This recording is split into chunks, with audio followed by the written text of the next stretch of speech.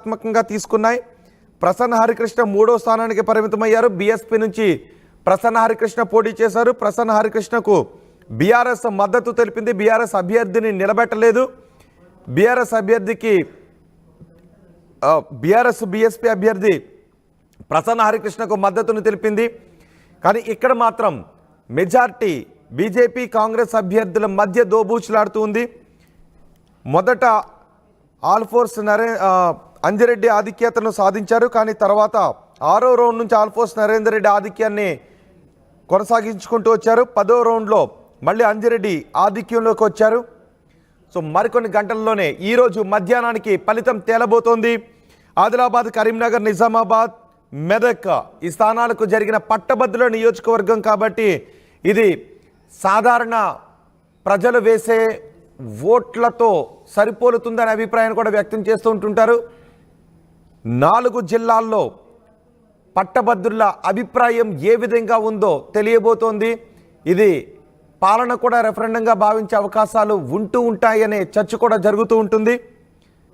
Teachers MLC స్థానాన్ని BJP బలపరిచిన అభ్యర్థి కైవసం చేసుకున్నారు.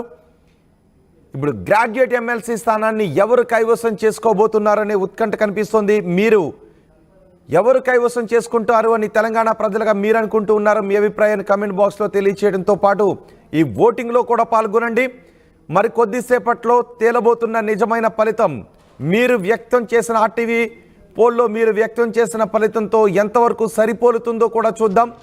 బీజేపీ అభ్యర్థి అంజిరెడ్డి గెలుస్తారని 74% మంది, కాంగ్రెస్ అభ్యర్థి నరేందర్ రెడ్డి గెలుస్తారు అని 26% మంది ఓట్ చేశారు. చూద్దాం, ఈ పోల్ కొనసాగుతూనే ఉంటుంది. ఫలితం నిజమైన ఫలితం తేలేంత వరకు ఈ పోల్ కొనసాగుతూనే ఉంటుంది. కాబట్టి నిజమైన ఫలితం వచ్చేంత వరకు మీరు ఈ పోల్లో పాల్గొనండి.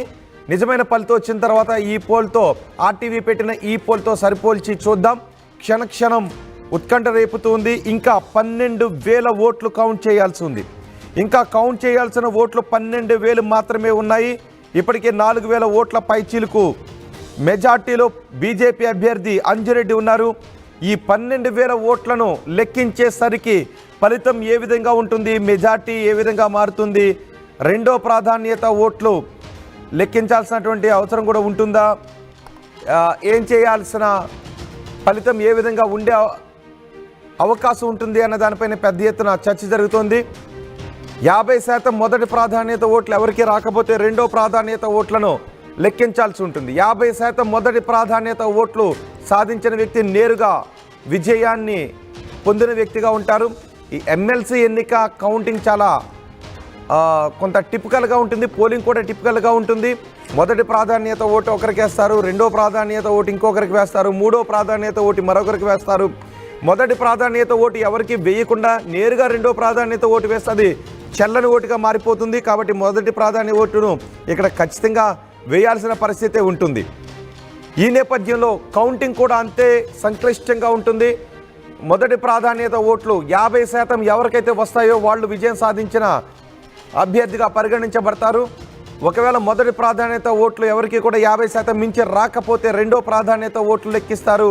అక్కడ విజయం తేలకపోతే మూడో ప్రాధాన్యత ఓట్లను లెక్కిస్తారు. ఇలా ప్రాధాన్యత ఓట్లలో విజయాన్ని సాధించిన అభ్యర్థులు కూడా ఉంటారు. మొదటి ప్రాధాన్యత ఓట్లలో విజయం తేలకపోతే 2, 3 ప్రాధాన్యత ఓట్లలో కూడా అభ్యర్థి గెలుపు మారిపోతూ ఉంటుంది.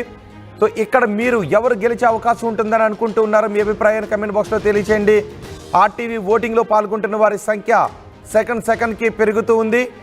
అంజిరెడ్డి గెలుస్తారు అంటూ 75% మంది చెప్తూ ఉంటే కాంగ్రెస్ అభ్యర్థి నరేందర్ రెడ్డి గెలుస్తారు అంటూ 25% మంది చెబుతూ ఉన్నారు. ప్రస్తుతానికి ప్రసన్న హరికృష్ణ బీఎస్పీ అభ్యర్థి, బీఆర్ఎస్ మద్దతు పొందిన అభ్యర్థి 3వ స్థానంలో కొనసాగుతూ ఉన్నారు. ఈ మధ్యాహ్నానికి ఫలితం తేలబోతోంది. మీరు ఎవరు గెలుస్తారనుకుంటున్నారో మీ అభిప్రాయాన్ని కామెంట్ బాక్స్లో తెలియచేయండి.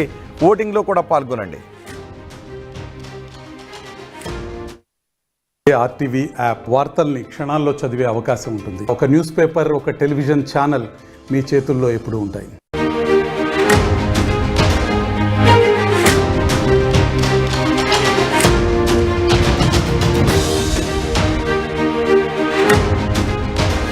Breaking news, Karimnagar graduate MLC ఎన్నికలకు సంబంధించిన బ్రేకింగ్ న్యూస్.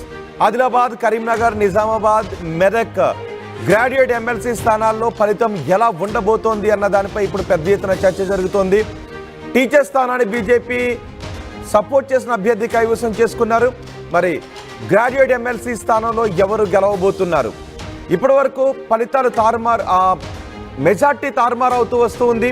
ఒకసారి కాంగ్రెస్ అభ్యర్థి మెజార్టీలో ఉంటున్నారు, మరోసారి బీజేపీ అభ్యర్థి మెజార్టీలోకి వస్తూ ఉన్నారు, కాంగ్రెస్ అభ్యర్థిని వెనక్కునెట్టి. సో ఫలితం ఏ విధంగా ఉండబోతోంది అన్న దానిపై పెద్ద ఎత్తున చర్చ జరుగుతోంది.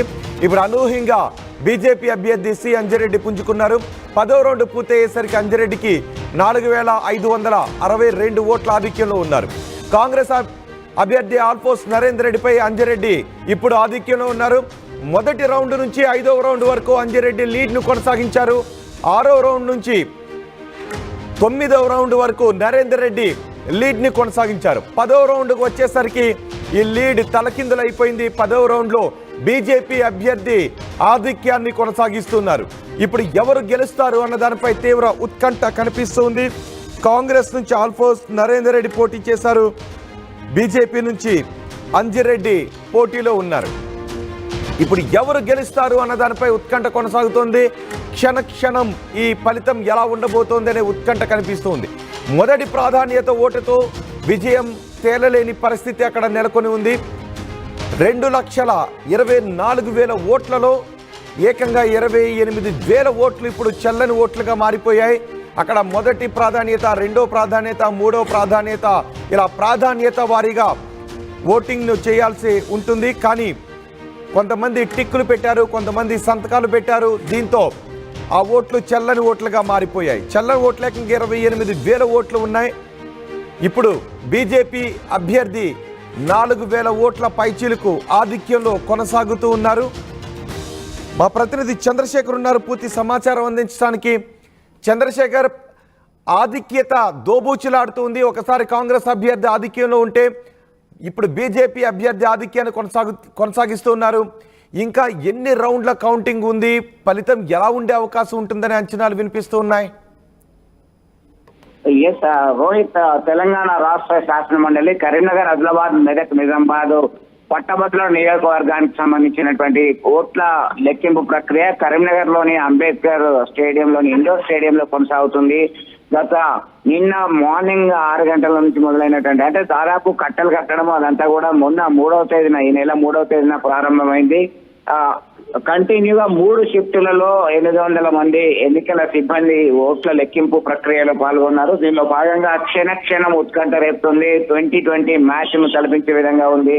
మనం ఒక్కసారి గమనిస్తే 2,24,000 ఓట్లు చెల్లుబాటు అయ్యాయి. దానిలో కోట 1,12,001 ఎవరికైతే వస్తాయో ఆ అభ్యర్థి విజేతగా ప్రకటించేటువంటి అవకాశం ఉంది. అయితే ఇప్పుడు ప్రధానంగా భారతీయ జనతా పార్టీ నుంచి చిన్నమాయిల అంజిరెడ్డి, కాంగ్రెస్ పార్టీ నుంచి ఆల్ఫోర్స్ విద్యా సంస్థల అధినేత ఉట్కూరు నరేందర్ రెడ్డి, అలాగే బీఎస్పీ నుంచి ప్రసన్న హరికృష్ణ రంగంలో దిగారు. ఈ ముగ్గురు మధ్యలో మనం ముందు నుంచి కూడా చెప్తున్నాం, ఈ ట్రయాంగిల్ కాంపిటీషన్ లో మొదటి రౌండ్ నుంచి 5వ రౌండ్ వరకు కూడా భారతీయ జనతా పార్టీ అభ్యర్థి చిన్నమాయిల అంజిరెడ్డి లీడ్ లో కొనసాగారు.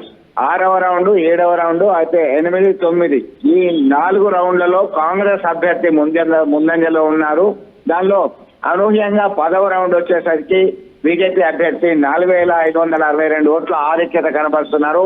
కేవలం 12,000 ఓట్లు లెక్కించాల్సి ఉంది. దీనిలో ఎవరికి ఫలితం వచ్చేటువంటి అవకాశాలు లేవు. ఎందుకంటే మార్క్ దాటాలంటే 1,12,000 కోటగా నిర్దేశించడం జరిగింది. ఆ కోట మార్క్ దాటితేనే విజేతగా ప్రకటించేటువంటి అవకాశం ఉంది. దీంతో రెండవ ప్రాధాన్యత కూడా లెక్కించేటువంటి అవకాశం ఉంది. ఎలిమినేషన్ ప్రాసెస్ అనేది మరికొద్ది సేపట్లోనే ఎన్నికల సంఘం అధికారులు తీసుకునేటువంటి నిర్ణయం మీద ఆధారపడి ఈ ఎలిమినేషన్ ప్రాసెస్ స్టార్ట్ అవుతుంది. రెండవ ప్రాధాన్యత ఓట్ల లెక్కింపు కూడా కొనసాగేటువంటి అవకాశాలు కనబడుతుంది. మరికొద్ది సేపట్లోనే మరో రౌండ్, అయితే ఏదైతే 12,000 ఓట్లు మిగిలి ఉన్నాయో దానికి సంబంధించినటువంటి లెక్కింపు ప్రక్రియ కొనసాగుతుంది. దాదాపు 2,10,000 ఓట్ల లెక్కింపు పూర్తయింది. 14,000 ఓట్ల లెక్కింపు పూర్తి కావాల్సింది. అంటే మరి కొన్ని నిమిషాల్లోనే ఈ ఫలితం కూడా వచ్చే అవకాశం ఉంది. మనకి ఇప్పటికే 70,740 ఓవరాల్ గా చూస్తే 10 రౌండ్ల తర్వాత 70,740 ఓట్ల పూర్తి ఓట్లు క్యుములేటివ్ గా భారతీయ జనతా పార్టీ అభ్యర్థి సాధించడం జరిగింది. అంటే ఇతనికి మార్క్ దాటాలన్నా గానీ